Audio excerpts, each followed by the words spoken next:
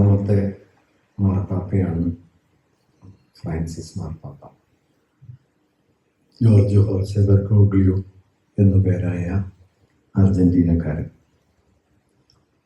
സഭയുടെ ചരിത്രത്തിൽ ഇതുവരെ ആരും സ്വീകരിച്ചിട്ടില്ലാത്തൊരു പേരാണ് അദ്ദേഹം സ്വീകരിച്ചത്, ഫ്രാൻസിസ് എന്ന പേര്.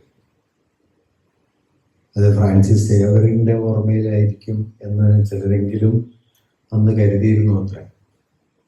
അങ്ങനെയല്ല, ഫ്രാൻസിസ് അസീസിയുടെ ഓർമ്മയിലാണ് ദാരിദ്ര്യത്തെയും യാതനയെയും സഹജമായി സ്വീകരിച്ച ക്രിസ്തുവർഷം 12-ാം നൂറ്റാണ്ടിൽ ജനിച്ച് 13-ാം നൂറ്റാണ്ടിൻ്റെ ആദ്യ ദശകങ്ങളിൽ മരിച്ച ഫ്രാൻസിസ് അസീസിയുടെ ഓർമ്മയിലാണ് താൻ ആ പേര് സ്വീകരിക്കുന്നത് എന്ന് അദ്ദേഹം ആ കാലത്ത് വെളിപ്പെടുത്തുന്നുണ്ട്. ഒരാൾ സ്വീകരിക്കുന്ന, കത്തോലിക്ക സഭയെ സംബന്ധിച്ച് ഒരാൾ സ്വീകരിക്കുന്ന നാമധേയം അയാളുടെ ചില ആശയങ്ങളെ, അദ്ദേഹം മുമ്പോട്ട് വയ്ക്കുന്ന ചില വീക്ഷണഗതികളെ കൂടി പ്രതിനിധീകരിക്കുന്നുണ്ട് എന്ന് പൊതുവെ പറയും. ഗ്രിഗറി എന്നും ലിയോ എന്നും ഒക്കെയുള്ള പേരുകൾ, ജോൺ എന്നും ഒക്കെയുള്ള പേരുകൾ വളരെ സാധാരണമായി വളരെ കൂടുതൽ സഭാചരിത്രത്തിലുണ്ട്. ആദ്യത്തെ മാർപ്പാപ്പയായ പത്രോസിന്റെ പേര് പിന്നീട് ആരും തന്നെ സ്വീകരിച്ചിട്ടില്ല. അത് ആദ്യ മാർപ്പാപ്പയോടുള്ള പാറമേൽ പണിത പള്ളി പോലെ സഭയെ കെട്ടിപ്പടുത്ത ആദി പിതാവിനോടുള്ള ബഹുമാനം കൊണ്ടാണ് എന്നും വിശ്വസിക്കപ്പെടുന്നത്.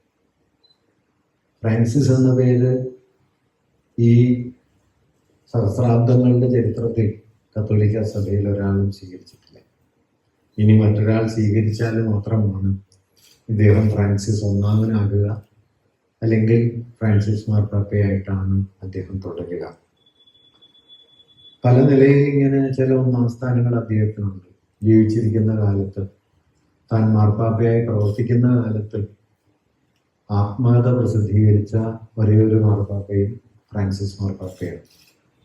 അദ്ദേഹത്തിൻ്റെ ആത്മകഥയുടെ പേരും വളരെ സവിശേഷമാണ്, പ്രത്യാശ, ഹോപ്പ് എന്നാണ് ആത്മകഥയുടെ പേര്.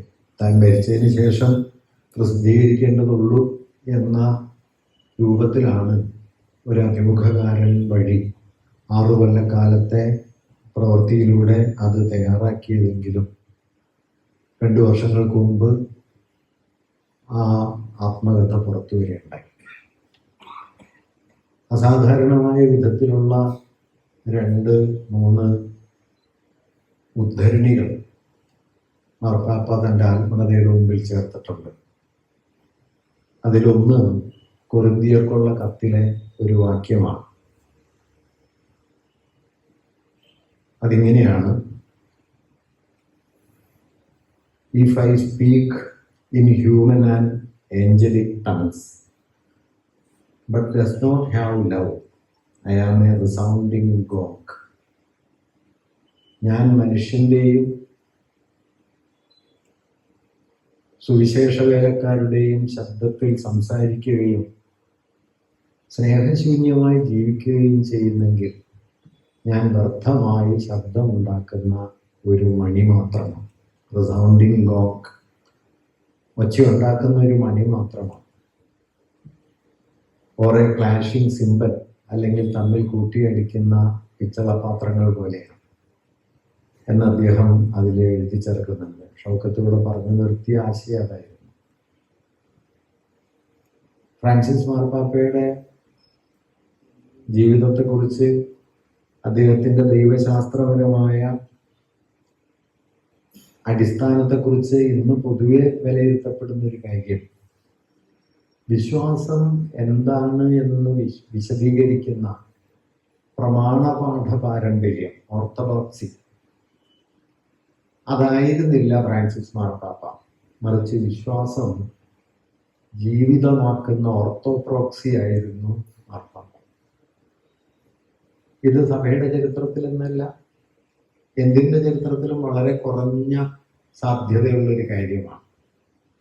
നിങ്ങൾക്കൊരാശയം പറയാൻ പറ്റും, ആശയം ജീവിക്കാൻ പ്രയാസമാണ്. 266-ാമത്തെ മാർപ്പാപ്പയായിട്ട് മാർപ്പാപ്പ തെരഞ്ഞെടുപ്പിന് വേണ്ടി ഇദ്ദേഹം അർജന്റീനയിൽ നിന്ന് പുറപ്പെടുന്ന സമയത്ത് മടക്ക ടിക്കറ്റുമായിട്ടാണ് വന്നത്. രണ്ടോ മൂന്നോ ലോഹകളും 1-2 ആഴ്ച താമസിക്കാനുള്ള വസ്ത്രങ്ങളും തൻ്റെ ചെരുപ്പും എല്ലാം ചേർന്ന ഒരു ബ്രീഫ് കേസുമായിട്ടാണ് മാർപ്പാപ്പ പോകുന്നത്. തിരികെ ചെന്ന് പെസഹ വ്യാഴാഴ്ച നടത്താനുള്ള പ്രസംഗത്തിന്റെ കുറിപ്പുകളൊക്കെ അദ്ദേഹം തയ്യാറാക്കിയിരുന്നു. അതെല്ലാം തയ്യാറാക്കി വെച്ചിട്ടാണ് അദ്ദേഹം പോകുന്നത്. പിന്നീട് ഈ മരണ ദിവസം വരെ അദ്ദേഹം മടങ്ങിപ്പോയില്ല. 12 കൊല്ലക്കാലം അദ്ദേഹം അർജന്റീനയിലേക്ക് പോയില്ല. തനിക്ക് ഒരിടത്തു നിന്ന് മറ്റൊരിടത്തേക്ക് പോകാൻ ഇത്ര എളുപ്പമാണ് എന്ന് അദ്ദേഹം ആ വരവുകൊണ്ട് ഒരുപക്ഷെ ലോകത്തോട് പറയുകയും ചെയ്തു. ഒരു ചെറിയ ബ്രീഫ് കേസുമായി. അതൊരു പ്രത്യേക ജീവിത രീതിയാണ്. അദ്ദേഹത്തിന് പേപ്പൽ പാലസ് ഉണ്ട്. തെരഞ്ഞെടുക്കപ്പെട്ടതിന് ശേഷം അദ്ദേഹത്തെ പേപ്പൽ പാലസിലേക്ക് കൊണ്ടുപോകാനായി വത്തിക്കാനിലെ അത്യന്തം ആഡംബരം നിറഞ്ഞ കാറ് വന്ന സമയത്ത് വോട്ടെടുപ്പിൽ പങ്കെടുക്കാനായി കർദിനാൾമാരെല്ലാം വരുന്ന അതേ ബസ്സിൽ കയറി താൻ താമസിച്ചിരുന്ന വാടക മുറിയിലേക്ക് തന്നെയാണ് അദ്ദേഹം മടങ്ങിപ്പോകുന്നത്. പോപ്പായി തെരഞ്ഞെടുക്കപ്പെട്ടതിന് ശേഷവും 2013. അങ്ങനെ വ്യക്തിജീവിതത്തിൽ താൻ പാലിച്ച വലിയ ചില നിഷ്ഠകളെ അദ്ദേഹം ഓർമ്മിപ്പിക്കുന്നുണ്ട്. ദുഃഖവെള്ളിയാഴ്ചയിലും ദുഃഖവ്യാഴത്തിലുമൊക്കെ അദ്ദേഹം ചെയ്ത കാര്യങ്ങൾ, കാലുകഴുകൽ എന്ന ചടങ്ങിനെ ഔപചാരികമായ ചടങ്ങിനപ്പുറം എൽപ്പുള്ളികളുടെ കാലുകഴുകലാക്കി മാറ്റി, സ്ത്രീകളുടെ കാലുകഴുകലാക്കി മാറ്റി. വത്തിക്കാനിൽ അതിൻ്റെ ഭരണനിർവഹണത്തിൽ സ്ത്രീകൾക്ക് പങ്കാളിത്തം ഉറപ്പാക്കി. ഏറ്റവും അശരണരായ മനുഷ്യരെ സവിശേഷമായി ശ്രദ്ധിച്ചു. കുട്ടികളെ ദൈവത്തിൻ്റെ തൊട്ടടുത്ത പ്രതിനിധികളായി എപ്പോഴും പരിഗണിച്ചു. അങ്ങനെ വ്യക്തിജീവിതത്തിൽ അസാധാരണമായ മൂല്യങ്ങളോടെയാണ് അദ്ദേഹം ജീവിച്ചത് എന്ന് അദ്ദേഹത്തിൻ്റെ ജീവിത ചരിത്രത്തിലേക്ക് വെറുതെ നോക്കിയാൽ നമുക്ക് കാണാൻ പറ്റും. ഒരുപാട് കാര്യങ്ങൾ അദ്ദേഹത്തെക്കുറിച്ച് ആ നിലയിലുണ്ട്.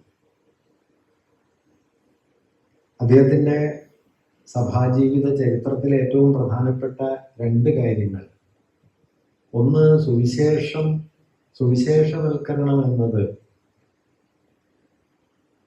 പ്രമാണങ്ങളെക്കുറിച്ചോ സഭയുടെ ചട്ടങ്ങളെയും പ്രമാണങ്ങളെയും കുറിച്ച് ലോകത്തെ പഠിപ്പിക്കലല്ല, മറിച്ച് ദൈവത്തിൻ്റെ കാരുണ്യത്തെയും അനുകമ്പയെയും ലോകത്തെ അനുഭവിപ്പിക്കലാണ് എന്ന് വരുത്തിയതാണ്. ഇത് രണ്ട് കാര്യങ്ങളാണ്. എല്ലാ സ്ഥാപനങ്ങൾക്കും പ്രമാണങ്ങളും ചട്ടങ്ങളും ഉണ്ടാവും. ആ പ്രമാണങ്ങളും ചട്ടങ്ങളുമാണ് സ്ഥാപനം എന്ന് ധരിക്കുന്ന ധാരാളം ആളുകളും ഉണ്ടാവും.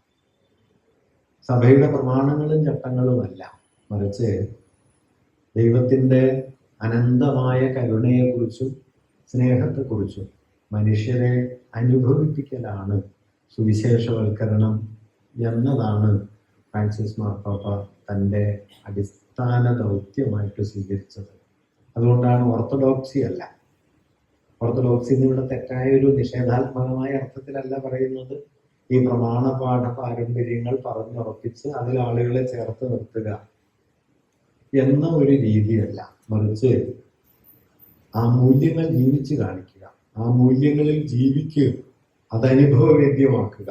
അതുകൊണ്ട് വൈദികരും മെത്രാന്മാരും ഒക്കെ തെരഞ്ഞെടുക്കപ്പെട്ട വിശേഷജനമല്ല, മറിച്ച് ദൈവജനത്തിൻ്റെ സേവകരാണ് എന്ന ഒരു കാഴ്ചപ്പാട് അദ്ദേഹം കൊണ്ടു നടക്കുന്നുണ്ട്. അദ്ദേഹത്തിൻ്റെ തിയോളജി, ദൈവശാസ്ത്രം പ്രത്യേകമായി പ്രതിപാദിക്കപ്പെടുന്ന ഒരു പേരിപ്പോൾ വികസിച്ചു വന്നിട്ടുണ്ട്. തിയോളജി ഓഫ് ലവ് എന്നാണ്, സ്നേഹത്തിൻ്റെ ദൈവശാസ്ത്രം എന്നാണ്. ഒരർത്ഥത്തിൽ ക്രിസ്തുവിൻ്റെ ദൈവശാസ്ത്രത്തിൻ്റെ ആകത്തുക അതാണ്. എങ്കിലും ഏതു മതത്തെയും പോലെ, ഏത് പ്രമാണ പാരമ്പര്യത്തെയും പോലെ സാങ്കേതികവും സങ്കീർണവുമായ സൂക്ഷ്മ വിചാരങ്ങൾ വികസിച്ചു വന്ന് അതിനുള്ളിലെ ഹൃദയ ചൈതന്യത്തെ റദ്ദാക്കി കളയുന്നത് സഭയിൽ നമുക്ക് കാണാൻ പറ്റും. അതിനെതിരെ കൂടിയാണ് ഒരർത്ഥത്തിൽ ഫ്രാൻസിസ് മാർപ്പാപ്പ ജീവിച്ചത്. അദ്ദേഹത്തിൻ്റെ ജീവിതത്തിൻ്റെ അവസാന ഘട്ടത്തിൽ 3-4 കൊല്ലം മുമ്പ് അദ്ദേഹവുമായി നടത്തിയ ഒരു അഭിമുഖത്തിൽ താങ്കൾ ഒരു കമ്മ്യൂണിസ്റ്റുകാരനാണ് എന്ന് നിരന്തരം വിമർശിക്കപ്പെടുന്നുണ്ടല്ലോ എന്ന ചോദ്യത്തിന് മറുപടിയായിട്ട് മാർപ്പാപ്പ പറയുന്ന കൗതുകമുള്ള ഒരു നിരീക്ഷണം, സാമൂഹ്യശാസ്ത്രപരമായ ഒരു അടിസ്ഥാനത്തിൽ നോക്കിയാൽ ഞാൻ പറയുന്നതിൽ കമ്മ്യൂണിസവും ഉണ്ടാകും.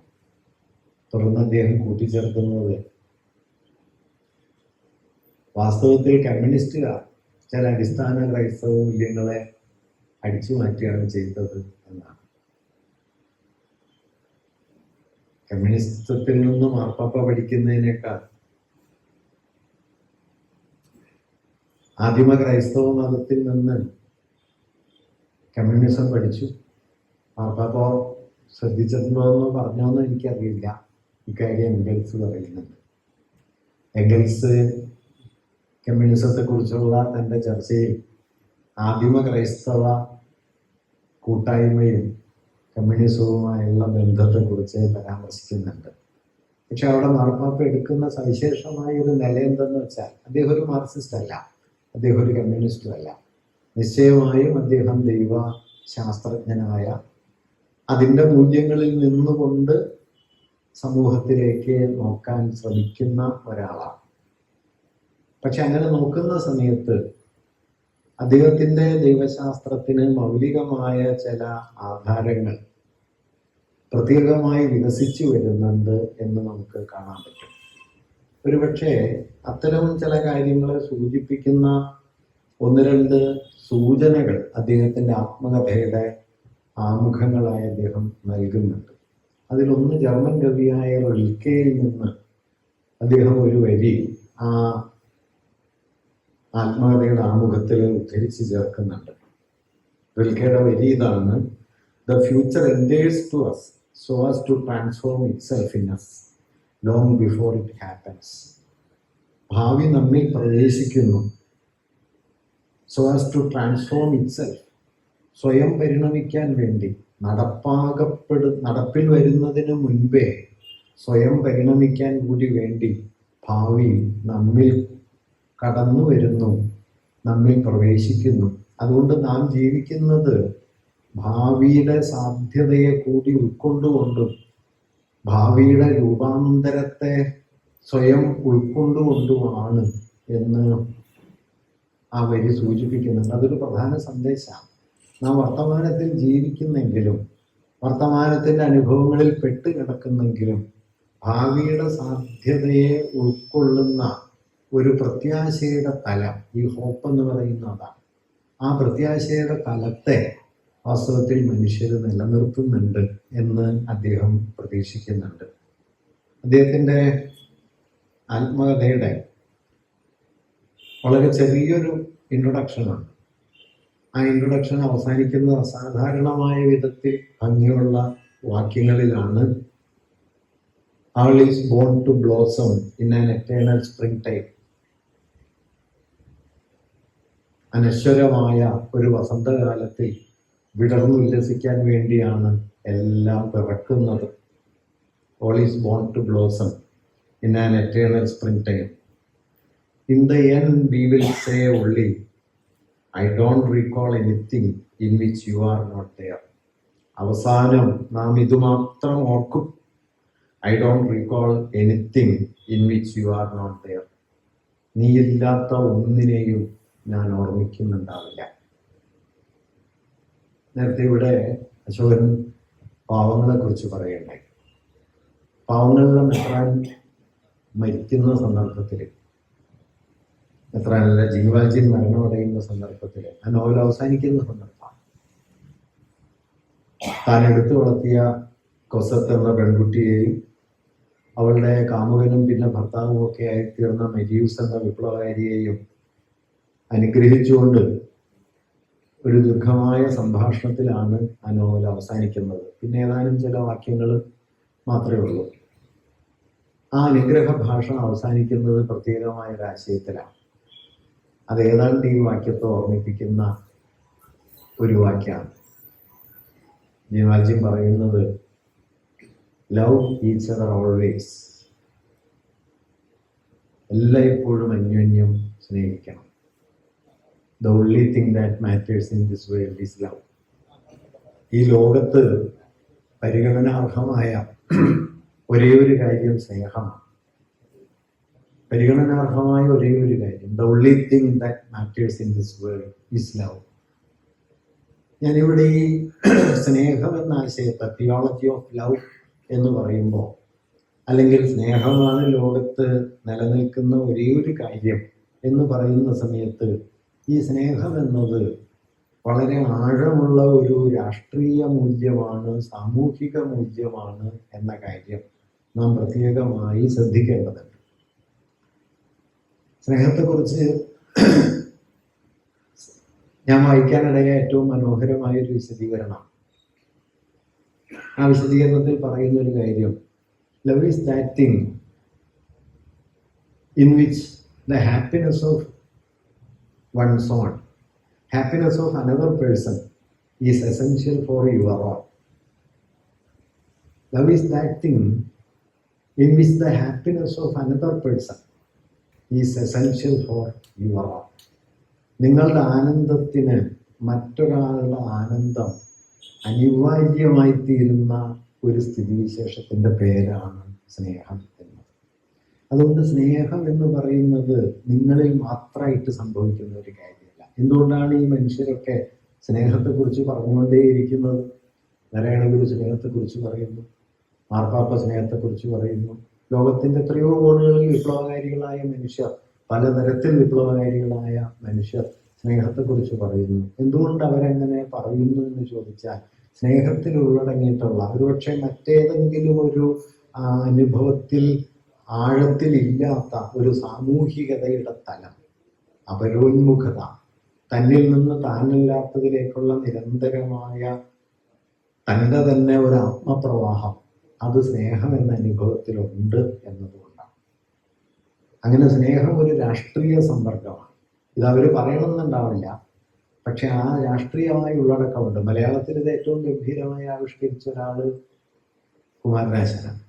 കുമാരനാശൻ ചണ്ടാലഭിക്ഷുകിയുടെ അവസാന ഭാഗമെത്തുമ്പോൾ ബുദ്ധൻ നൽകുന്ന ഉപദേശത്തിന്റെ കാതൽ, ജാതി വ്യവസ്ഥക്കെതിരെ ഇന്ത്യയിലെ സാമൂഹ്യ നവീകരണത്തിന്റെ വലിയ ആശയങ്ങൾ ബുദ്ധൻ സംഗ്രഹരൂപത്തിൽ ആ കവിതയിൽ അവതരിപ്പിക്കുന്നത് സ്നേഹം എന്നാണ്.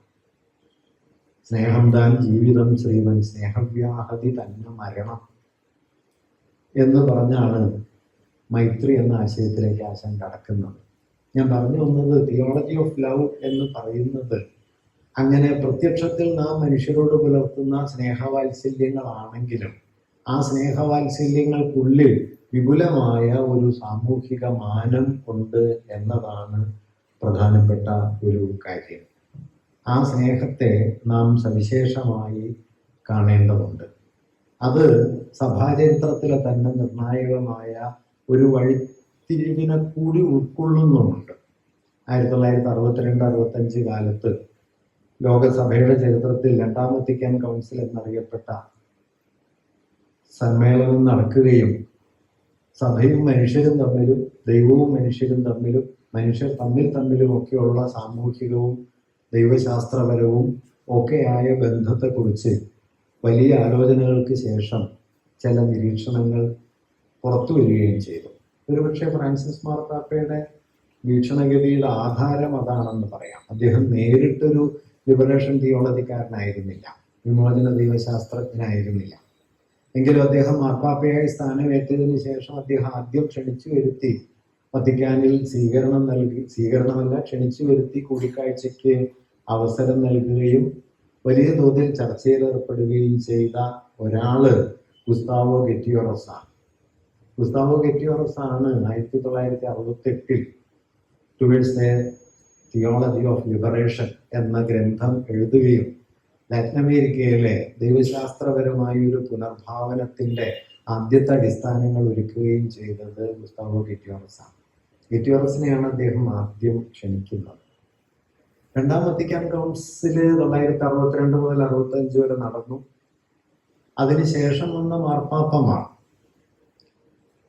പ്രധാനമായിട്ടും രണ്ടുപേരാണ്. ജോൺ പോൾ രണ്ടാമനും പിന്നീട് ഫ്രാൻസിസ് മാർപ്പാപ്പയ്ക്ക് മുമ്പ് പൊടുന്നിനെ സ്ഥാനമൊഴിഞ്ഞ, സഭാചരിത്രത്തിൽ അസാധാരണമായ ഒരു സംഭവമാണ് ജീവിച്ചിരിക്കെ ഒരു മാർപ്പാപ്പ സ്ഥാനമൊഴിയുക എന്നത്.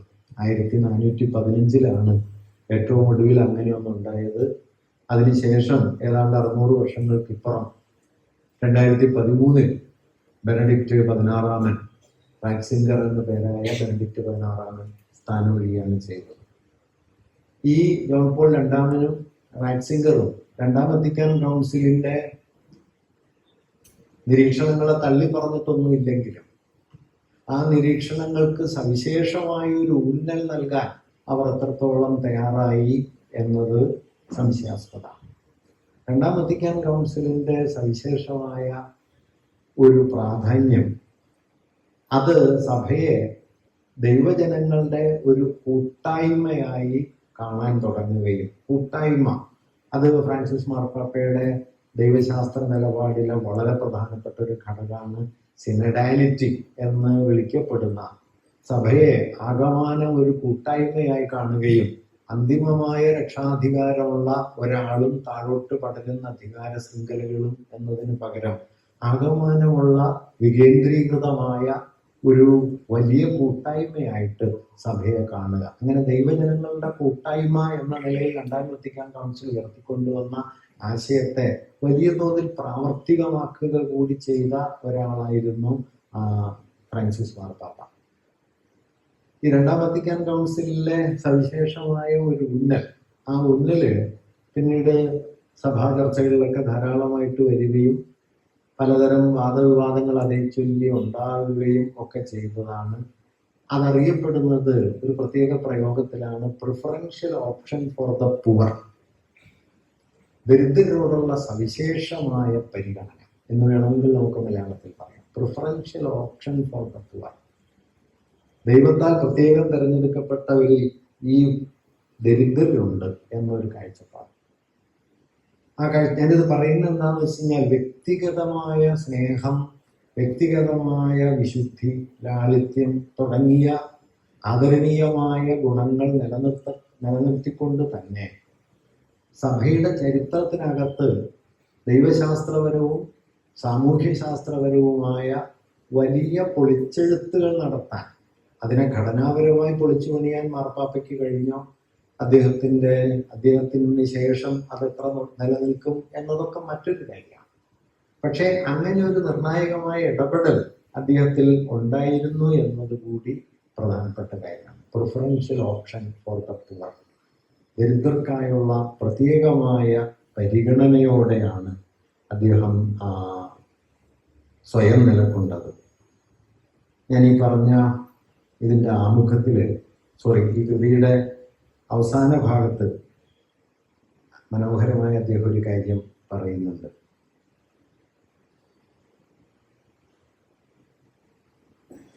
ദൈവത്തെക്കുറിച്ചുള്ള തൻ്റെ തിരിച്ചറിവിനെ കുറിച്ചാണ്.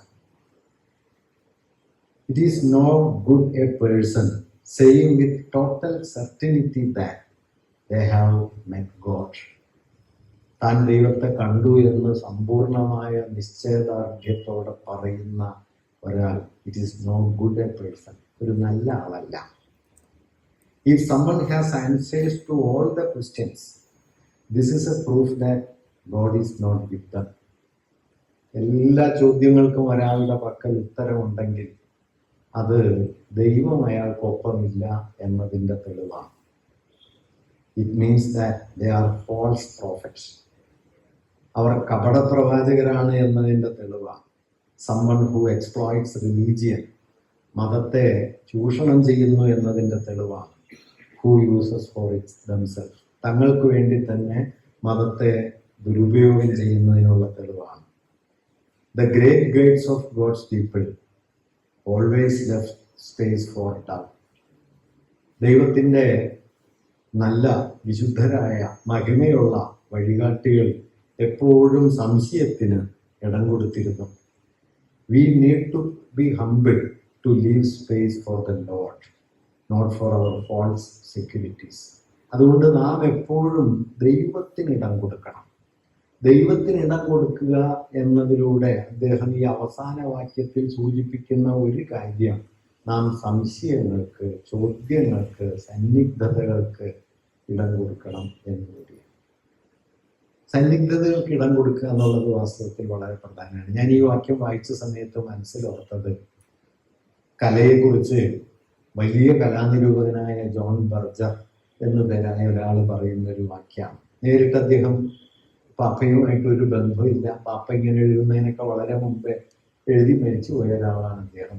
എങ്കിലും അദ്ദേഹം കല എപ്പോഴാണ് ആധികാരികമാകുന്നത് എന്നതിനെ കുറിച്ച് പറയുന്ന സമയത്ത് എഴുതുന്ന ഒരു വാക്യം, authenticity of the art arises from a simple commitment, a commitment to the ambiguity of the experience എന്ന് പറയും.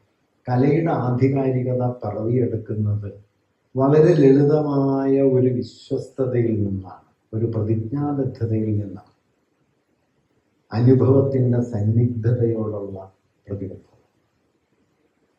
അനുഭവങ്ങളുടെ സുനിശ്ചിതത്വമല്ല, അനുഭവങ്ങളുടെ ദൃഢതയല്ല, അനുഭവങ്ങളുടെ കാർക്കശ്യമല്ല, അന്തിമമായ ഉത്തരങ്ങളല്ല, സംശയങ്ങളോടും സന്നിഗ്ധതകളോടും തുറന്നിരിക്കാനുള്ള നിങ്ങളുടെ ശേഷിയാണ് നിങ്ങളെ ദൈവത്തിലേക്ക് അടുപ്പിക്കുന്നതെന്ന് മാർപ്പാപ്പ പറയുമ്പോൾ ആ സന്നിഗ്ധതയാണ് കലയെ ആധികാരികമാക്കുന്നത് എന്നാണ് 20-ാം നൂറ്റാണ്ടുകളുടെ ഏറ്റവും മഹിമയുറ്റ മാർക്സിസ്റ്റ് കലാചിന്തകനായ ജോൺ ബർജർ പറയുന്നത്. ഞാൻ പലപ്പോഴും കരുതുന്നത് ഏറ്റവും ഉന്നതമായ കലയും ഏറ്റവും ഉന്നതമായ ആത്മീയതയും ചെന്ന് തൊടുന്ന ഒരു അന്തിമ ബിന്ദു ഏതാണെന്ന് ചോദിച്ചാൽ അത് നീതി എന്ന് പറയുന്ന ഒരാശയമാണ്. എന്താണ് നീതിയുടെ കാതൽ? വളരെ ചെറിയ കാര്യമാണ്. ഏറ്റവും മഹത്തായ ആശയങ്ങൾ വളരെ ചെറിയ കാര്യങ്ങളായിരിക്കും. നീതിയുടെ കാതൽ എന്ന് പറഞ്ഞു കഴിഞ്ഞാൽ ഒറ്റ വാക്കിൽ പറയാനേ ഉള്ളൂ, കൺസേൺ ഫോർ ദ അതർ എന്നാണ്. മറ്റുള്ളവരെ കുറിച്ചുള്ള കരുതലാണ്, അവരെ കുറിച്ചുള്ള തീരാത്ത ഉത്കണ്ഠകളാണ്. പ്രിയം അവരെ പ്രിയം അതൻ പ്രിയം എന്ന് ഗുരു പറയുന്ന ആശയമാണ്. ഇത് വലിയ കലയുടെ ഒരു ലക്ഷ്യമാണ്, വലിയ രാഷ്ട്രീയത്തിൻ്റെ ഒരു ലക്ഷ്യമാണ്, വലിയ ആധ്യാത്മികതയുടെയും ലക്ഷ്യമാണ്. അതുകൊണ്ട് കലയുടെ ഉന്നത ലോകവും അധ്യാത്മത്തിൻ്റെ ഉന്നത ലോകവും അതുപോലെ രാഷ്ട്രീയത്തിൻ്റെ ഉന്നത ലോകവും ഒരു ബിന്ദുവിൽ ചെന്ന് മുട്ടും എന്ന് കരുതാവുന്നത് നീതിയുടെ ഈ ബിന്ദുവിലാണ്. അവിടെയാകട്ടെ സംശയങ്ങൾ, സന്നിഗ്ധതകൾ, അവ്യക്തതകൾ എപ്പോഴും ബാക്കി നിൽക്കും എന്നും വേണമെങ്കിൽ നമുക്ക് കാണാൻ പറ്റും. അങ്ങനെ സംശയങ്ങളെയും സന്നിഗ്ധതകളെയും നിലനിർത്തിക്കൊണ്ട് അതിനോട് തുറസ്സവരായിരിക്കാൻ, അന്തിമമായി ശരിയാണെന്ന് സ്വയം നടിക്കാതിരിക്കാൻ ഈ ആത്മകഥ അവസാനിക്കുന്നത് I am just a step എന്നാണ്. അങ്ങനെ ഒരു വാക്കിലാണ് ഈ ആത്മകഥ അവസാനിക്കുന്നത്. അതും സവിശേഷമായ ഒരു കാര്യമാണ്. ദൈവത്തിലേക്കുള്ള വഴി അത് പല നിലയ്ക്ക് വിശദീകരിച്ചതിന് ശേഷം അതിൽ കൗതുകമുള്ളൊരു ഒരു കാര്യം അദ്ദേഹം പറയുന്നുണ്ട്. ഒരു ചെറുപ്പക്കാരൻ വന്ന് തന്നോട് പറഞ്ഞു, എൻ്റെ ബന്ധുക്കളും എൻ്റെ സുഹൃത്തുക്കളും ഒന്നും ദൈവത്തിൽ വിശ്വസിക്കുന്നില്ല, അവരെ ഒരു നല്ല ക്രൈസ്തവരാക്കി അവരെ മാറ്റാൻ ഞാൻ എന്താണ് ചെയ്യേണ്ടത്, എന്താണ് അവർക്ക് പറയേണ്ടത്, അവർക്ക് പറഞ്ഞു കൊടുക്കേണ്ടത്, എന്താണ് അവരോട് പറയേണ്ടത്? അപ്പോൾ പറയുന്ന ഒരു കാര്യം എന്താണെന്ന് വെച്ചാൽ, യാതൊന്നും പറയേണ്ടതില്ല, നന്നായി ജീവിക്കുക. നേരത്തെ ഇവിടെ ഷൗക്കത്ത് പറഞ്ഞ കാര്യം അതാണ്. നിങ്ങൾ എന്താണ് നല്ല ക്രൈസ്തവത എന്ന് പറഞ്ഞു കൊടുത്തിട്ട് കാര്യമൊന്നുമില്ല. അദ്ദേഹം പറയുന്നുണ്ട്, ഏറ്റവും അവസാനം വരേണ്ടതാണ് വാക്ക്, ഹൃദയം, പ്രവൃത്തി, ജീവിതം. ഇതെല്ലാം കഴിഞ്ഞ് വാക്ക് വരുമ്പോൾ വാക്കിന് അർത്ഥം ഉണ്ടാവും. അതുകൊണ്ട് ഒന്നും പറയേണ്ടതില്ല എന്ന് താൻ ആ കുഞ്ഞിനോട് പറഞ്ഞ കാര്യം മാർപ്പാപ്പ പറയുന്നുണ്ട്. ഈ പുസ്തകം അവസാനിക്കുന്നത് അതിസാധാരണമായ, അത്യന്ത നിസ്വമായ ഒരു വാക്കിലാണ്, I am just one step. ഞാൻ വെറും ഒരു ചുവടാണ്. ബാക്കി ചുവടുകൾ ഈ ദൈവജനത്തിന്റെ കൂട്ടായ്മ എന്ന് രണ്ടാം വത്തിക്കാൻ കൗൺസിൽ സഭയുടെ ചരിത്രത്തിലെ ഒരു വഴിയെ പുതുക്കിയതിൻ്റെ ഉള്ളടക്കം കൂടി വാസ്തവത്തിൽ ഫ്രാൻസിസ് മാർപ്പാപ്പയെ ഓർക്കുമ്പോൾ നാം ഓർക്കേണ്ടതുണ്ട്. ഞാൻ പറഞ്ഞെന്താണെന്ന് വെച്ച് കഴിഞ്ഞാൽ, വ്യക്തിഗതമായ നന്മയും വ്യക്തിഗതമായ ലാളിത്യവും ശുദ്ധിയും സമർപ്പണവും ഒക്കെ നിലനിർത്തുന്ന സമയത്ത് തന്നെ സഭാ ചരിത്രത്തിനകത്ത് നിർണായകമായ ചില വഴിത്തിരിവുകൾ അദ്ദേഹത്തിൻ്റെ തിയോളജി ഓഫ് ലവ് എന്ന ആശയം വഴി രൂപപ്പെടുന്നുണ്ട്. അത് ഞാൻ ക്രോഡീകരിച്ച് പറയാം. അതിനു മുമ്പ് അദ്ദേഹത്തിൻ്റെ 3 സുപ്രധാനമായ ഇടപെടലുകളെ കുറിച്ചൊന്ന് പറയണം എന്ന് കരുതുന്നു. അതിലൊന്ന് 2013 സ്ഥാനമേറ്റതിന് പിന്നാലെ അദ്ദേഹം പ്രസിദ്ധീകരിച്ച അപ്പസ്തോലിക ഉദ്ബോധനമാണ്. അത് വളരെ പ്രസിദ്ധമായിരുന്നു അന്ന്. അപ്പസ്തോലിക ഉദ്ബോധനത്തിൽ അദ്ദേഹം അതിന് നൽകിയ പേരും വളരെ പ്രസിദ്ധമായിരുന്നു, ജോയ് ഓഫ് ഗോസ്പൽ സുവിശേഷത്തിൻ്റെ ആനന്ദം എന്ന പേരിലാണ് ആ ഉദ്ബോധനം വന്നത്. അദ്ദേഹത്തിൻ്റെ 2013 ഡിസംബറിലോ മറ്റാണ് അത് പുറത്തു വരുന്നത്. വളരെ പ്രസിദ്ധമായി തീർന്നു. അതിൽ അദ്ദേഹം എഴുതുന്ന ചില വാക്യങ്ങൾ വളരെ പ്രധാനപ്പെട്ട വാക്യങ്ങളാണ്. An unfettered pursuit of money rules. പണത്തിൻ്റെ ശൃംഖലകളില്ലാത്ത, ചങ്ങലകളില്ലാത്ത പരമാധികാരം നിലനിൽക്കുന്നു.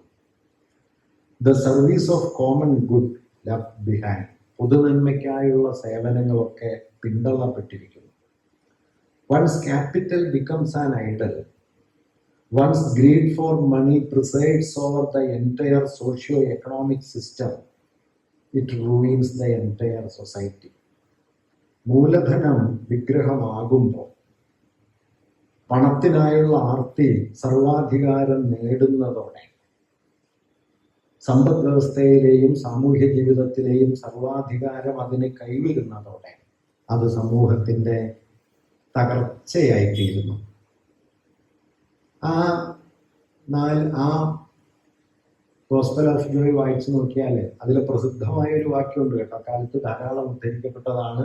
അതിലെ 53-ാമത്തെ പാരഗ്രാഫിൽ പാപ്പ എഴുതിയത്, കയറിക്കിടക്കാൻ ഒരു വീടില്ലാത്തത് കൊണ്ട് തെരുവോരത്ത് കിടന്ന് ഒരു വൃദ്ധൻ തണുത്തു മരവിച്ച് മരിക്കുന്നത് വാർത്തയല്ലാതാവുകയും ഓഹരി കമ്പോളത്തിൽ 100 പോയിന്റ് കൂടുകയോ കുറയുകയോ ചെയ്യുന്നത് വാർത്തയാവുകയും ചെയ്യുന്നതിനേക്കാൾ കവിഞ്ഞ ഹിംസ ഏതാണ്? ഇത് ഹിംസയെ കുറിച്ചുള്ള ഒരു പുതിയ ചോദ്യമാണ്. എന്താണ് ഹിംസ? അദ്ദേഹം പറയുന്നുണ്ട്, ദൗ ഷാൽ നോട്ട് കിൽ, കൊല്ലരുത് എന്ന് നമ്മൾ ആരോട് പറയണം? അത് കൊല്ലുന്ന മനുഷ്യരോട് മാത്രമല്ല.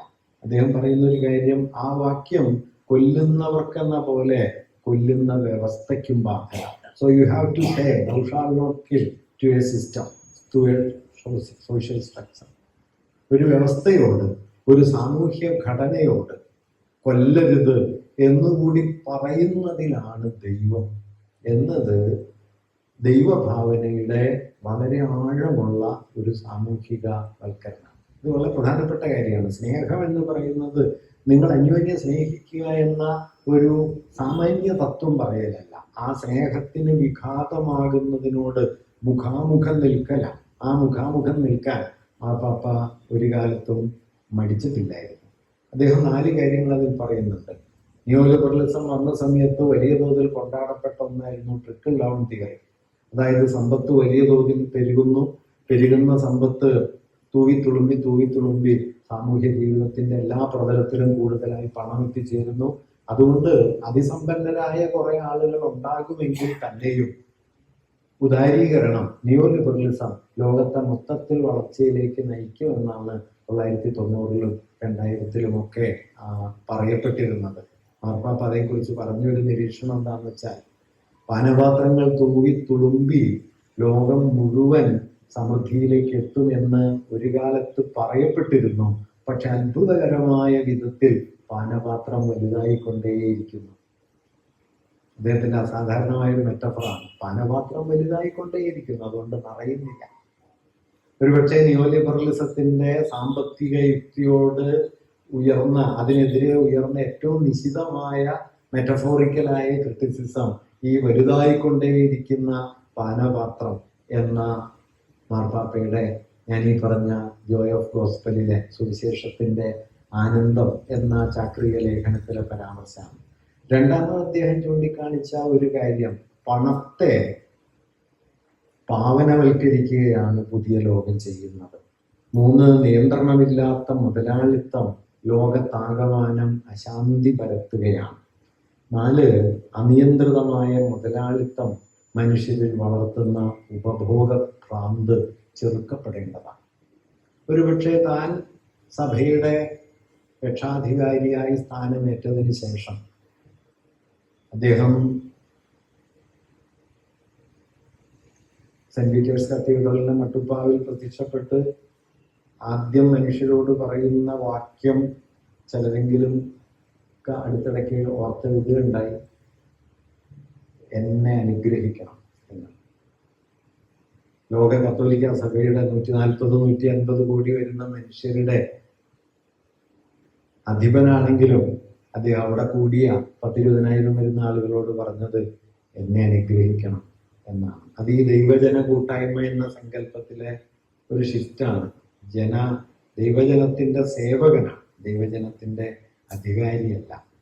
അങ്ങനെ 140 കോടി അതിലധികം വരുന്ന കത്തോലിക്കരുടെ ആദ്യത്തെ പ്രതിനിധിയായി മാറിയതിനു ശേഷം ഒന്നാമതായി പുറപ്പെടുവിച്ച അപ്പോസ്തലിക ഉദ്ബോധനത്തിൽ അദ്ദേഹം ലോകം നേരിടുന്ന ഏറ്റവും നിർണായകമായ സാമൂഹ്യ പ്രശ്നത്തെക്കുറിച്ച് മറയില്ലാതെ സംസാരിച്ചു എന്നത് പ്രധാനപ്പെട്ട കാര്യം.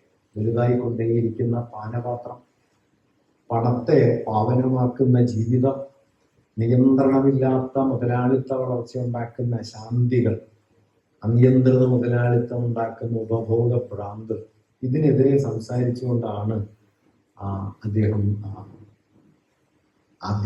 അദ്ദേഹത്തിന്റെ അപ്പസ്തോലിക ഉദ്ബോധനം നടത്തുന്നത്.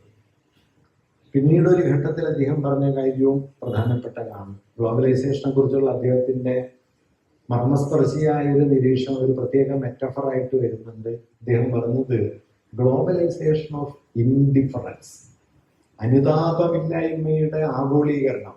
ഇൻഡിഫറൻസ് എന്ന് പറഞ്ഞാൽ അറിയാമല്ലോ, നിങ്ങൾ പൂർണ്ണമായി മറ്റൊന്നിനോട് താല്പര്യം പുലർത്തുന്നില്ല, ഉദാസീനതയുടെ, അനുതാപമില്ലായ്മയുടെ ആഗോളീകരണമാണ് നടക്കുന്നത് എന്ന് അദ്ദേഹം പറയുന്നുണ്ട്. ഈ അനുതാപമില്ലായ്മയെ കുറിച്ച് അദ്ദേഹം എഴുതിയ ഒരു വാക്യം ഞാൻ വായിക്കാം, അതും ശ്രദ്ധിക്കേണ്ടതാണ്.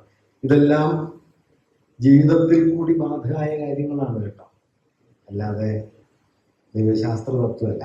അദ്ദേഹം പറയുന്നത്, it is commonly said that the opposite of love is hate and this is true. നമ്മൾ സാധാരണയായി പറയാറുണ്ട് സ്നേഹത്തിന്റെ വിപരീതം വെറുപ്പാണ് എന്ന് പറയാറുണ്ട്. അത് ശരിയുമാണ്. But in many people there is no conscious hate. പക്ഷെ ഒട്ടനവധി മനുഷ്യരിൽ ബോധപൂർവമായ വെറുപ്പൊന്നും പലരിലുമില്ല. അടുത്ത വരിയിൽ, the more everyday opposite of God's love, God's compassion, God's mercy is indifference. The more everyday opposite of God's love, ദൈവസ്നേഹത്തിന്റെ ദൈനംദിന ജീവിതത്തിലെ ശത്രു, ദൈവത്തിന്റെ കരുണയുടെ ശത്രു, ദൈവത്തിന്റെ ദയാവായ്പിന്റെ ശത്രു, it is not hate, it is indifference. അത് വെറുപ്പല്ല, അത് അനുതാപമില്ലായ്മയാണ്. ഈ അനുതാപമില്ലായ്മയാണ് പിന്നെ എഴുതുന്നത്, to eliminate a man or a woman, just ignore them. ഒരാളെ ഇല്ലാതാക്കാൻ അവരെ അവഗണിച്ചാൽ. ലോകത്തിന്റെ കോടാനുകോടി മനുഷ്യർ ഏതെല്ലാമോ കോണുകളിൽ, യാതനയിൽ, തീരാദുരിതങ്ങളിൽ, യുദ്ധത്തിൽ, വേട്ടയാടലുകളിൽ മനുഷ്യരിങ്ങനെ അടിഞ്ഞു പോകുന്ന സമയത്ത് അവരെ ഓർക്കാതിരുന്നാൽ മാത്രം മതി. You can kill them. അതുകൊണ്ട് ഹിംസ എന്ന് പറയുന്നത് നിങ്ങൾ ശാരീരികമായി നടത്തുന്ന ഹിംസയല്ല. വെറുപ്പ് എന്നത് നിങ്ങൾ ബോധപൂർവം ഒരാളോട് വച്ചു പുലർത്തുന്ന വെറുപ്പല്ല, മറിച്ച് ഇൻഡിഫറൻസ് ആണ്. ഈ ഇൻഡിഫറൻസ് അദ്ദേഹം പറഞ്ഞത് ഗ്ലോബലൈസേഷൻ എന്താ മാത്രമായിട്ടാണ് തീർന്നത്? Globalisation of indifference. Not to share one's wealth with the poor is to steal from them. ഒരാളുടെ സമ്പത്ത് മറ്റുള്ളവരുമായി പങ്കിടാതിരിക്കുന്നത് അവരെ കൊള്ളയടിക്കുന്നത് പോലെ തന്നെയാണ് എന്ന വരി അദ്ദേഹം അവിടെ എഴുതുന്നുണ്ട്. ഞാൻ പറഞ്ഞെന്താന്ന് വെച്ച് കഴിഞ്ഞാൽ, ഇങ്ങനെ തൻ്റെ അപ്പസ്തോലിക ഉദ്ബോധനത്തെ ദൈവശാസ്ത്രത്തെക്കുറിച്ചോ കാരുണ്യത്തെക്കുറിച്ചോ സ്നേഹത്തെക്കുറിച്ചോ ഉള്ള വളരെ സാമാന്യമായ പ്രസ്താവനകളോ നിരീക്ഷണങ്ങളോ ആയി അവസാനിക്കാൻ അനുവദിക്കാതെ താൻ നിൽക്കുന്ന കാലത്തോട് പ്രതിബദ്ധമായ വളരെ ആഴമുള്ള സാമൂഹ്യ വിമർശനങ്ങൾ കൂടിയായി മാറ്റാൻ മാർപ്പാപ്പയുടെ ഒന്നാമത്തെ അപ്പസ്തോലിക ഉദ്ബോധനത്തിന് കഴിഞ്ഞിരുന്നു. 2013 വന്ന ജോയ് ഓഫ് ഗോസ്പല്. പിന്നീട് അദ്ദേഹത്തിന്റെ ധാരാളമുണ്ട്, രണ്ടെണ്ണത്തെ കുറിച്ചുകൂടി ഞാൻ പറയാം. 2015 അദ്ദേഹം മറ്റൊരു അപ്പസ്തോലിക ഉദ്ബോധനം പുറപ്പെടുവിച്ചു. ഒരുപക്ഷെ അദ്ദേഹത്തിന്റെ പേരിൽ ഇന്ന് ലോകത്ത് ഏറ്റവും കൂടുതൽ ശ്രദ്ധിക്കപ്പെടുന്നത് ഈ രണ്ടാമത്തതാണ്. ലൗദോത് സി എന്ന പേരിൽ അറിയപ്പെടുന്ന ലൗദോത് സിയിൽ അദ്ദേഹം വാസ്തവത്തിൽ ദൈവത്തെക്കുറിച്ച് കാര്യമായി ഒന്നും പറയുന്നില്ല. അതിന്റെ ഏകദേശം ഇംഗ്ലീഷ് പരിഭാഷ on care for our common home, നമ്മുടെ പൊതുഭവനത്തെക്കുറിച്ചുള്ള കരുതൽ എന്ന മട്ടിലാണ് അത് പരിഭാഷപ്പെട്ടിട്ടുള്ളത്. അതിൽ അദ്ദേഹം പറഞ്ഞ കാര്യം പാരിസ്ഥിതിക ജാഗ്രതയെക്കുറിച്ചാണ്. കാലാവസ്ഥാ വ്യതിയാനത്തെക്കുറിച്ച്, പാരിസ്ഥിതിക സംരക്ഷണത്തെക്കുറിച്ച്, ആഗോള താപനത്തെക്കുറിച്ച്. അവിടെയുള്ള സവിശേഷമായ ഒരു കാര്യം എന്താണെന്ന് വെച്ചാൽ, നിലവിൽ ലോകത്തുള്ള ദാരിദ്ര്യത്തിൽ നിന്നും, അസമത്വത്തിൽ നിന്നും, ചൂഷണത്തിൽ നിന്നും പാരിസ്ഥിതികമായ ഘടകങ്ങളെ മാത്രമായി വേർതിരിച്ചെടുത്ത് കാണാൻ കഴിയില്ല എന്നൊരു നിലപാട് അദ്ദേഹം. ഒരുപക്ഷെ നമ്മുടെ പാരിസ്ഥിതിക സമീക്ഷയുടെ അടിസ്ഥാനപരമായ ഒരു പരിമിതി, പ്രത്യേകിച്ചും നമ്മുടെ ഒരു മധ്യവർഗപരമായ പരിസ്ഥിതി ബോധത്തിന്റെ ഒരു പരിമിതി, ആകാവുന്നത്ര സുഖസമൃദ്ധമായി ജീവിച്ചതിന് ശേഷം വീടിന്റെ മൂലയ്ക്ക് 4 ചെടി വളർത്തുമ്പോൾ നിങ്ങൾ പരിസ്ഥിതി സ്നേഹിയാണെന്ന് തെറ്റിദ്ധരിക്കാൻ കഴിയുന്ന എത്രയെങ്കിലും ആളുകളുള്ള ഒരു നാടാണ് കേരളം. പണ്ട് ഞങ്ങള് കോളേജിൽ പഠിക്കുന്ന കാലത്ത് പറഞ്ഞിരുന്ന ഒരു ഫലിതം, അന്ന് ഈ ലാറി ബേക്കറുടെ ചെലവ് കുറഞ്ഞ വീട് വന്ന കാലമാണ്. എന്തായിരുന്നു അതിനൊരു പ്രത്യേക പേരുണ്ട്, ലോ കോസ്റ്റ്. അപ്പൊ അന്ന് ഉണ്ടായിരുന്ന ഒരു ഫലിതം, എത്ര പണം ചെലവായാലും വേണ്ടില്ല ഒരു ലോ കോസ്റ്റ് വീട് പണിയണം എന്നായിരുന്നു. ഏതാണ്ട് നമ്മുടെ പാരിസ്ഥിതികതയിലേക്ക് നോക്കിയാൽ നിങ്ങൾക്കത് കാണാൻ പറ്റും. ഞാൻ കഴിഞ്ഞ ദിവസം ഒരു യോഗത്തിൽ പ്രസംഗിച്ചപ്പോൾ സന്ദർഭികമായി പറഞ്ഞൊരു കാര്യമാണ്, കേരളത്തിലെ മനുഷ്യര് വീട് പണിയുന്നത് തങ്ങൾക്ക് താമസിക്കാൻ വേണ്ടിയിട്ടല്ല. വീട് പണിയുന്നത് തങ്ങൾക്ക് താമസിക്കാൻ എന്നതിനേക്കാളൊക്കെ എത്രയോ കൂടുതൽ നാട്ടുകാരെ വെല്ലുവിളിക്കാനാണ്. 3 ആൾക്ക് താമസിക്കാൻ 3500 സ്ക്വയർ ഫീറ്റ് വീട് പണിയുക, അത് കഴിഞ്ഞൊരു ശവക്കോട്ട പോലെ അതിന് കാവലിരിക്കുക, അതിനിടയിൽ എപ്പോഴെങ്കിലും മരിച്ചു പോവുക. അപ്പൊ ഞാൻ അന്ന് പറഞ്ഞു, അതുകൊണ്ട് ഇനി വീട് പണിതിട്ട് ബാഷ്പാഞ്ചേരി, ഇന്ദീവരം എന്നൊക്കെ പേരിടുന്നതിന് പകരം പൊതുവായി ഇടാവുന്ന ഒരു പേരുണ്ട്, കണ്ടോട. എന്തായാലും വെല്ലുവിളിക്കാണല്ലോ, പിന്നെ നമ്മൾ നേരിട്ട് എഴുതി വെക്കാനോ. ഇതൊരു കുറ്റകൃത്യമാണ് എന്ന് മാത്രം പറയുന്നുണ്ട്. ഞാൻ ഈ കേരളത്തിലെ വീടുകളെ കുറിച്ചല്ല പറയുന്നത്. അതായത് പാരിസ്ഥിതികത എന്ന് പറയുന്നത് ദാരിദ്ര്യത്തെയും ചൂഷണത്തെയും അസമത്വത്തെയും മുതലാളിത്തത്തിന്റെ ഭീമാകാരമായ സാമൂഹിക വ്യാപന രീതികളെയും ഒക്കെ ഒഴിവാക്കി വ്യക്തിഗതമായ ചില കരുതലുകളുടെ മാത്രം പ്രശ്നമായി പാരിസ്ഥിതികതയെ കാണാൻ കഴിയില്ല എന്ന മർമ്മസ്പർശിയായ രാഷ്ട്രീയ നിരീക്ഷണമാണ് ഈ 2015 ലൗദോത് സിയിലുള്ളത്. നിങ്ങളത് വായിച്ചു നോക്കിക്കഴിഞ്ഞാൽ വാസ്തവത്തിൽ ഒരു വളരെ സോഷ്യോ പൊളിറ്റിക്കലായ ഒരു രേഖയായിട്ടാണ് അത് അനുഭവപ്പെടുക. ഒരു ലോകത്തെ ഏറ്റവും വലിയൊരു മതാധിപൻ പുറപ്പെടുവിച്ച ഒരു ലേഖനാണ് അതെന്ന് തോന്നുകയില്ല. മതത്തെക്കുറിച്ച് അതിലൊന്നും പറയുന്നില്ല, ദൈവത്തെക്കുറിച്ച് പറയുന്നില്ല. ആകെ അദ്ദേഹം പറയുന്നത് അവർ കോമൺ ഹോം, നമ്മുടെ പൊതുഭവനം, അത് ഈ ഭൂമിയാണ്. ആ പൊതുഭവനം ദൈവത്തിൻ്റെതാണ്, അത് ദൈവത്തിന്റെ മുഴുവൻ മക്കൾക്കും അവകാശപ്പെട്ടതാണ്. അദ്ദേഹം ഒരു സ്ഥലത്ത് പറയുന്നുണ്ട്, ലോകത്തിന്റെ മൊത്തം വിഭവങ്ങൾ 20% വരുന്ന മനുഷ്യർ കൈയടക്കുകയും അവരത് ഉപയോഗിക്കുകയും ബാക്കി 80% നിരാധാരരായി അലയുകയും ചെയ്യുമ്പോൾ അതിനെ കൊല്ലരുത് എന്ന് അതിനോട് പറയണ്ടേ? Thou shalt not kill.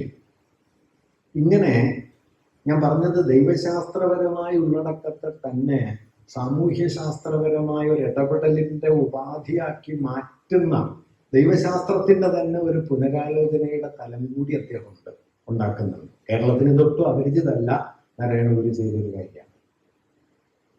Narayana Guru അദ്വൈതിയായിരുന്നത് ആത്മവും ബ്രഹ്മവും തമ്മിലുള്ള ഏകീഭാവത്തെക്കുറിച്ചുള്ള ദാർശനികമായ ഒരു തിരിച്ചറിവ് എന്നല്ല നിലയ്ക്കല്ല, മറിച്ച് ഈ ലോകത്തെ മുഴുവൻ മനുഷ്യരോടുമുള്ള ചേർന്ന് നിൽപ്പായിട്ടാണ്. ആത്മവും അപരവും തമ്മിൽ, ആത്മവും ബ്രഹ്മവും തമ്മിലല്ല, അമൂർത്തമായ ഒരു ലംബമാന ബന്ധത്തെ മൂർത്തമായ ഒരു സാമൂഹ്യ തിരശ്ചീന ബന്ധമാക്കി മാറ്റിക്കൊണ്ട് ഗുരു ദൈവത്തെ, ദൈവാനുഭൂതിയെ ഒരു സാമൂഹ്യ ഉത്തരവാദിത്വമോ രാഷ്ട്രീയ ഇടപെടലോ ആക്കി മാറ്റുന്നുണ്ട്. അതേ നിലയിൽ നിങ്ങൾക്ക് ഗുരുവിനെ ഒരുപക്ഷെ മാർപ്പാപ്പയിലും കാണാം. ഇപ്പോൾ ഓർക്കാവുന്ന ഒരു കാര്യം, 924 സർവ്വമത സമ്മേളനത്തിന്റെ ശതാബ്ദി അദ്ദേഹം വത്തിക്കാനിൽ വെച്ച് തന്നെ നടത്തുകയും ചെയ്തു. അദ്ദേഹം അതിൽ സംബന്ധിച്ചിരുന്നു. അദ്ദേഹം അതിൽ പങ്കെടുക്കുകയും സംസാരിക്കുകയും ഒക്കെ ചെയ്തിരുന്നു. മൂന്നാമത്തെ ഒരു പ്രധാനപ്പെട്ട അപ്പോസ്തലിക ഉദ്ബോധനമായി വരുന്നത് 2020 അദ്ദേഹത്തിന്റെ ഒരു ലേഖനാണ്. ഫ്രatelli tutti എന്നു പേരായ ലത്തീനിൽ. അതിൻ്റെ അർത്ഥം on fraternity and social friendship, സാഹോദര്യത്തിലും സാമൂഹ്യ സൗഹൃദത്തെയും കുറിച്ച് എന്ന അർത്ഥം വരുന്ന ശീർഷകത്തിലാണ് അദ്ദേഹം അത് എഴുതിയത്. അതിൽ അദ്ദേഹം മുഖ്യമായിട്ടും കൈകാര്യം ചെയ്ത വിഷയം കുടിയേറ്റാണ്. അദ്ദേഹത്തിൻ്റെ കുടുംബം കുടിയേറ്റക്കാരുടേതാണ്. ഫാസിസ്റ്റുകളുടെ പീഡനത്തിൽ നിന്ന് രക്ഷപ്പെടാൻ വേണ്ടി ഇറ്റലിയിൽ നിന്ന് അർജന്റീനയിലേക്ക് കുടിയേറിയ ഒരു മുത്തച്ഛൻ്റെയും മുത്തശ്ശിയുടെയും മകനായിട്ടാണ് അദ്ദേഹം 1936 അവിടെ ജനിക്കുന്നത്.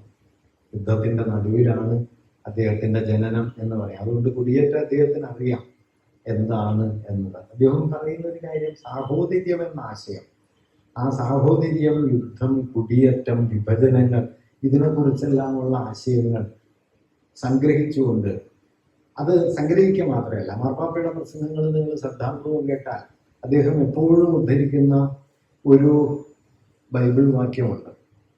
അത് മത്തായിയുടെ സുവിശേഷത്തിലൊരു വാക്യമാണ്.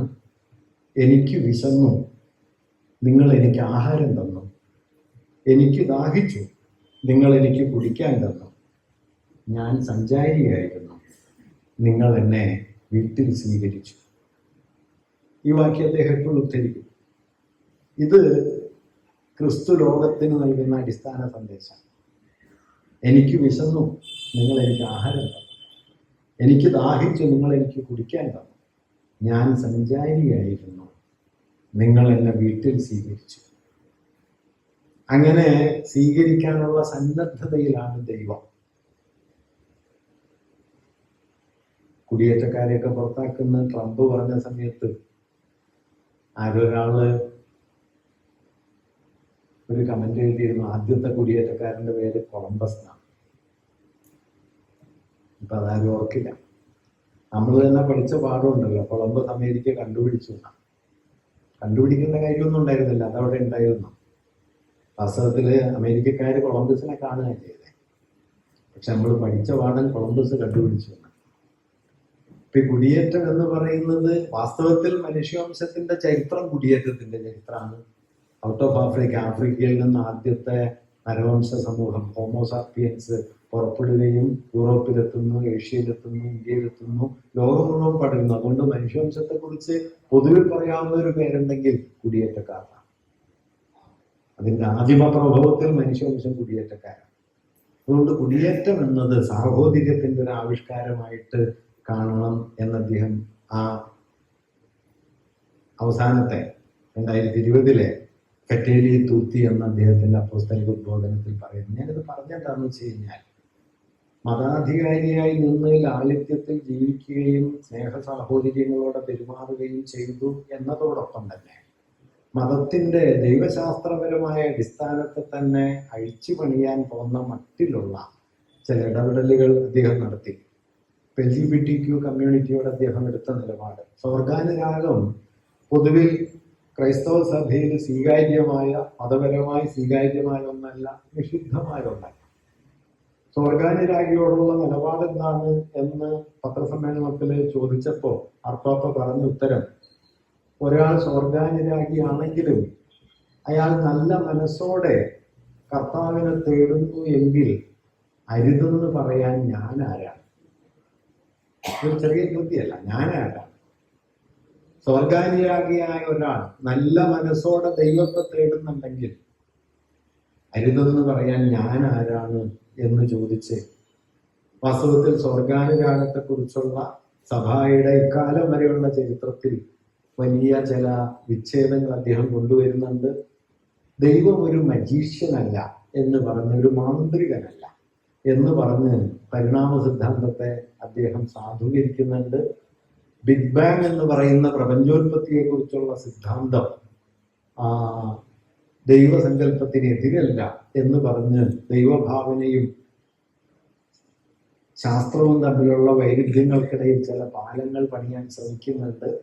അങ്ങനെ ദൈവശാസ്ത്രത്തിന്റെ അടിസ്ഥാനത്തെ തന്നെ ജനാധിപത്യവൽക്കരിക്കാനും മാനുഷികമാക്കാനും ഘടനാപരമായി അഴിച്ചു പണിയാനും സഭാഘടനയ്ക്കുള്ളിൽ ധാരാളം പൊളിച്ചു പണിയലുകൾ കൊണ്ടുവരാനും ഒക്കെ മാർപ്പാപ്പ ഫ്രാൻസിസ് മാർപ്പാപ്പ തൻ്റെ ജീവിതകാലത്ത് ശ്രമിക്കുന്നുണ്ട്. ഇതെല്ലാം കൂടി ചേർന്ന ഒരു വലിയ ഒരു വ്യവഹാരത്തെയാണ് ഒരർത്ഥത്തിൽ നമുക്ക് അദ്ദേഹത്തിൻ്റെ തിയോളജി ഓഫ് ലവ് എന്ന് പറയാവുന്ന സ്നേഹത്തിൻ്റെ ദൈവശാസ്ത്രം. അതിൽ 6-7 ഘടകങ്ങൾ പറഞ്ഞുകൊണ്ട് ഞാനിത് അവസാനിപ്പിക്കാം. ഒന്ന്, ദൈവശാസ്ത്രത്തിൽ അറിവ്, സ്നേഹത്തിന്റെ ദൈവശാസ്ത്രത്തിൽ അറിവ് എന്ന് പറയുന്നത് അത് വിവേകവും സ്നേഹവും വിമർശനാത്മക ബോധവും ഒത്തുചേർന്ന ഒന്നാണ്. കേവലമായ അറിവല്ല, ഒന്നിനെ കുറിച്ചുള്ള ധാരണയല്ല. ഇപ്പൊ ബുദ്ധമതം ഈ മൈത്രിയെ കുറിച്ച് പറയുമ്പോൾ അത് പ്രജ്ഞയും കരുണയും ചേർന്ന ഒന്നിൽ നിന്നാണ് മനുഷ്യൻ മൈത്രിയിലേക്ക് എത്തിച്ചേരുക എന്ന് പറയുന്നുണ്ട്. എന്നതുപോലെ അറിവ് എന്നത് അത് വിവേകവും നന്മയും വിമർശനാത്മക ചിന്തയും സ്നേഹവും ഉൾപ്പെട്ട ഒന്നായിട്ടാണ് അദ്ദേഹം അറിവിനെ തന്നെ കാണുന്നത്, കേവലമായ പാണ്ഡിത്യത്തെ അല്ല. 2, സാമൂഹ്യ നീതി അതിലെ സുപ്രധാന ഘടകമാണ്.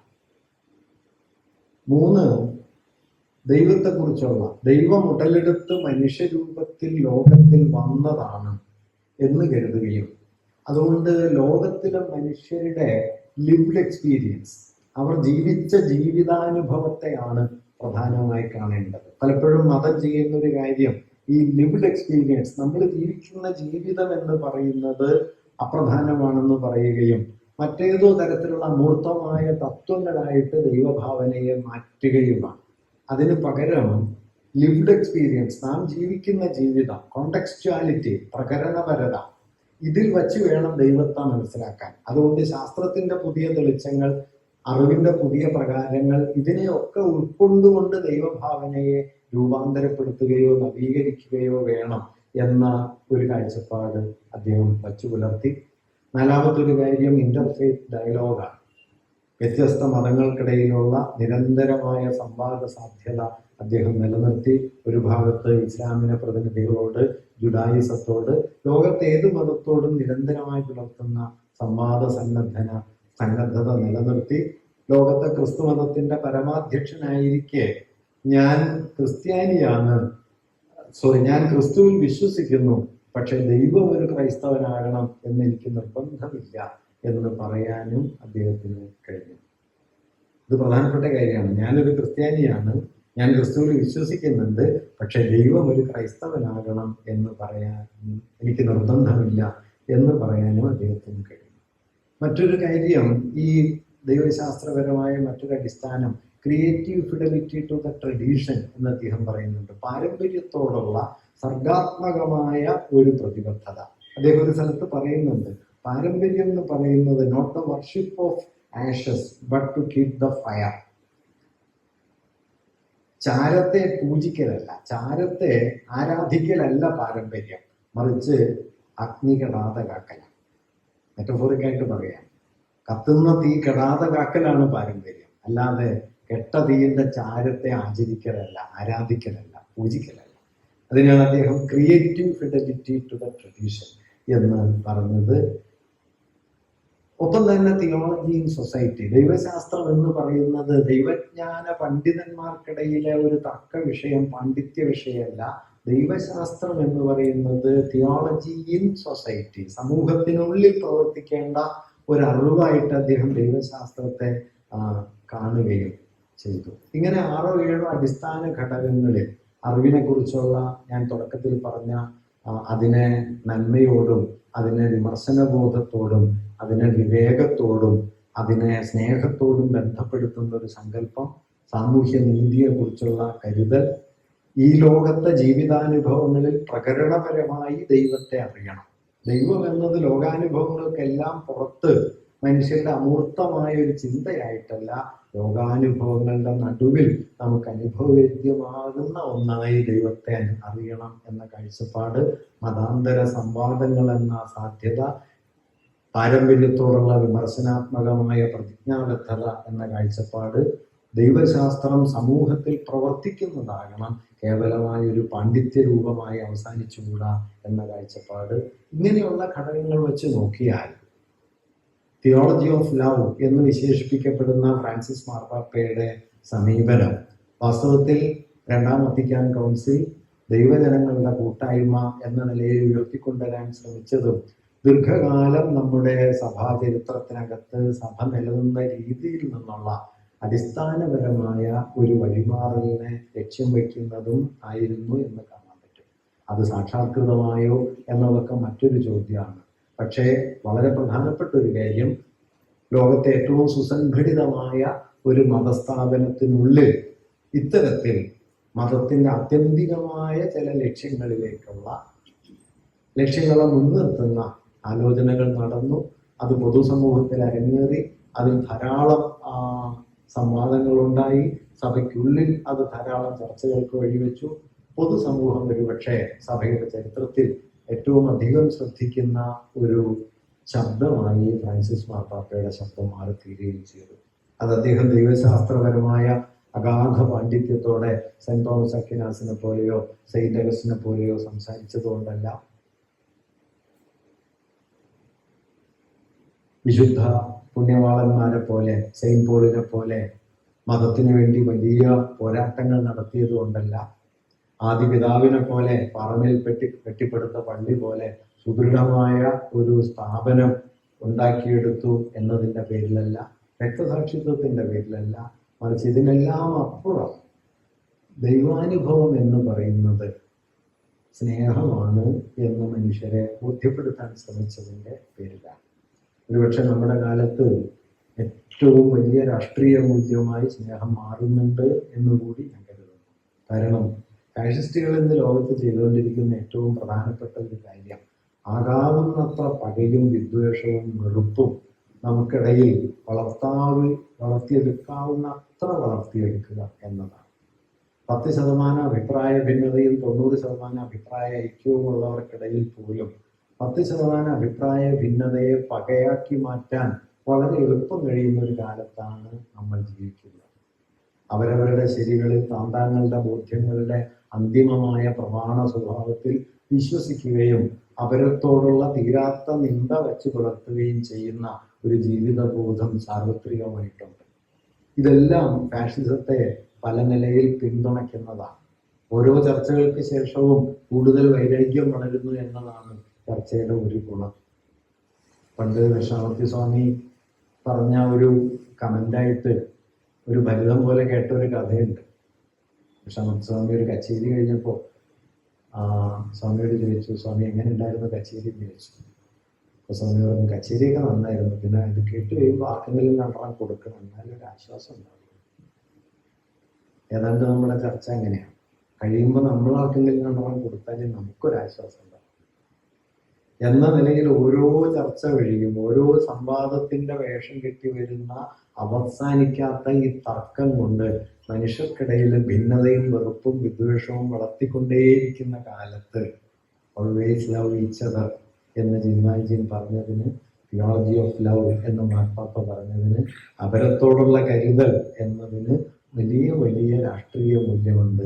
ആ രാഷ്ട്രീയ മൂല്യത്തെ ദൈവഭാവനയുടെ വിശാല മണ്ഡലത്തിൽ പ്രതിഷ്ഠിച്ച ഒരാളായി കൂടി നമുക്ക് ഫ്രാൻസിസ് മാർപ്പാപ്പയെ ഓർക്കാൻ കഴിഞ്ഞു എന്നാണ് ഞാൻ കരുതുന്നത്.